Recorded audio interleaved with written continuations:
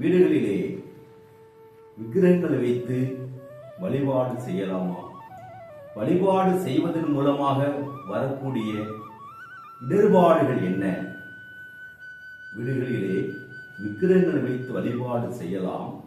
அப்படி நாம் வழிபாடு செய்யக்கூடிய அந்த விக்கிரகங்களானது அரை அடி உயரத்தில் மட்டும்தான் இருக்க வேண்டுமே தவிர அதற்கு மேலே உள்ள விக்கிரகங்களை தயவு செய்து வீடுகளை வைத்து வழிபாடு செய்யாதீர்கள். அப்படி நீங்கள் வழிபாடு செய்கின்ற சமயத்தில் உங்களுக்கு எண்ணற்ற பிரச்சனைகளை உருவாக்கக்கூடிய சூழலாகும்.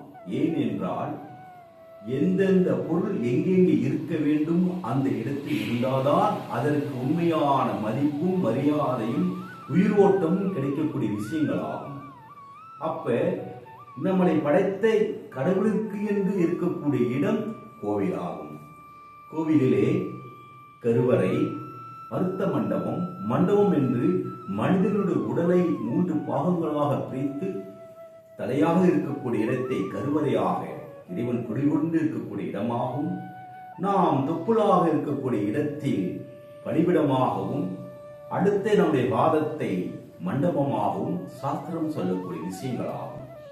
அப்படி முறையாக அந்த விக்கிரகங்களுக்கு மூல மந்திரங்களை ஒரு மண்டலம் உருவேற்றப்பட்டு அவற்றின் பாதத்தில் வைத்து முறையாக யாகங்கள் வளர்க்கப்பட்டு அந்த தெய்வத்திற்கு உயிர் நாட்டம் கொடுக்கக்கூடிய இடம் கோவிலாகும்.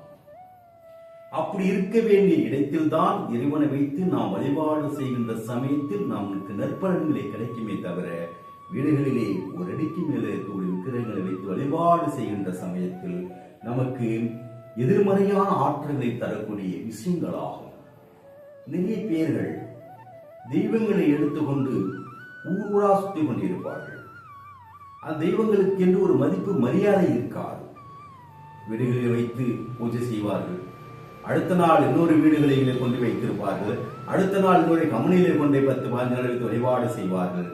அப்ப இறைவனை தேடி பக்தர்கள் செல்லக்கூடிய காலங்கள் மாறி இன்றைக்கு இறைவனை வீடு வீடாக கொண்டு போய் வைத்து என்ன பண்ணுகிறார்கள்? ஒரு சிலர் தவறான பாதையில் சென்று கொண்டிருக்கிறார்கள். அப்படி வைத்து வழிபாடு செய்கின்ற பொழுது அவர்களுக்கு எண்ணற்ற பிரச்சனைகளையும் துன்பங்களையும் துயரங்களும் கொடுக்கக்கூடிய நிகழ்வாகும். உயிரோட்டம் உள்ள இறைவனை அப்படி வைப்பது நமக்கு பெரிய கஷ்டங்களை கொடுக்குமே தவிர ஒன்றுமே உயிரில்லாத ஒரு சிலையை கொண்டு போய் நம்ம எங்கனாலும் வச்சுக்கலாம். இப்ப நம்ம ஒரு விக்கிரகங்கள் செய்யக்கூடிய இடத்துல எப்படி விக்கிரகங்கள் இருக்குமோ அதே போய் நம்ம தூக்கொண்டு வச்சுக்கலாமே தவிர ஆனா அதில் இறையர்கள் என்பது இருக்காது. நீ என்னதான் மாலை போட்டு என்னதான் பூஜை செய்து என்னதான் தூபத்தி வார்த்தனை காட்டினாலும் கூட அந்த கடவுளுக்கு இறை சக்தி என்பது இருக்காது. வெறுமனை வீட்டில் வைத்து நாம் கஷ்டத்தையும் துன்பத்தையும் தேடிக்கொள்ளக்கூடிய நிகழ்வுகள் நினைக்கக்கூடிய விஷயங்களாகும். சபரிமலைக்கு மாலை போட்டிருக்கக்கூடிய பக்தர்கள் விரதம் இருந்து அந்த சபரி சாஸ்தா வைத்து பூஜை செய்வார்கள். பயபக்தியோடு பூஜை செய்வார்கள். எல்லாரும் சேர்ந்து மிக ஐயப்பனை அழகாக அபிஷேக ஆராதனை செய்வார்கள். அது பக்தி மார்க்கமாகும். அதை விட்டு கடவுளை கொண்டு போய் எல்லோரு வீட்டிலையும் தொழிற்சானம் செய்யக்கூடிய இடங்களில் வைத்துக் கொண்டு அதை செய்கின்ற பொழுது இறைவனுக்கு உள்ள மதிப்பு, இறைவனுக்குடைய இறையர்கள் என்பது மிக தவறான செய்தியாகும். அதனால் அதுபோல் தயவு செய்து யாரும் செய்யாதீர்கள். உங்கள் வீடுகளிலே இறைவனுடைய புகைப்படங்களை வைத்து வழிபாடு செய்யலாமே தவிர விக்கிரகங்களை அரை அடிக்கு மேல உள்ள விக்கிரகங்களை வைத்து வழிபாடு செய்யாதீர்கள்.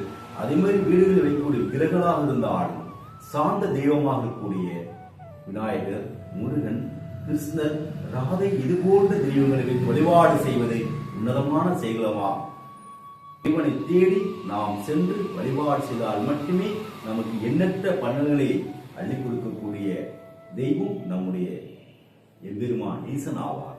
அதனால்தான் திருஞான சம்பந்தர் அவர்கள் எம்பெருமானை காண்பதற்கு காலு, கை, உடலெல்லாம் புண்ணாகி நுந்து நூலாகி கடைசி காட்சி கொடுத்தார். அவருக்கே அப்படி காட்சி கொடுத்த நால்வர்களிலே இறைவனுக்கு இறைவனாக வாழ்ந்தவர்கள் இவ்வளவு துன்பப்பட்டு இறைவனை அடைந்திருக்கிறார்கள். அப்படி இருக்கிற காலகட்டத்தில் சாமி நம்ம வீட்டுல வந்து உட்காந்து நமக்கு அருள் கொடுக்குமா? சிந்திச்சு பாருங்கள். ஆகையினால் இது போல தவறான விஷயத்தை செய்யாமல் இறைவனுக்காக நம்முடைய ஆன்மாவை ஒப்படைத்து வாழ்கின்ற சமயத்தில் கட்டாயம வாழ்க்கையில் நாம் நினைத்ததை சாதிக்கலாம். எல்லோருக்கும் எம்பெருமான் நல்கிடைத்து சிறப்புடன் வாழ்வதற்கு சதா சருதேற்றும் சிவாய திருச்சிற்றம்பலம்.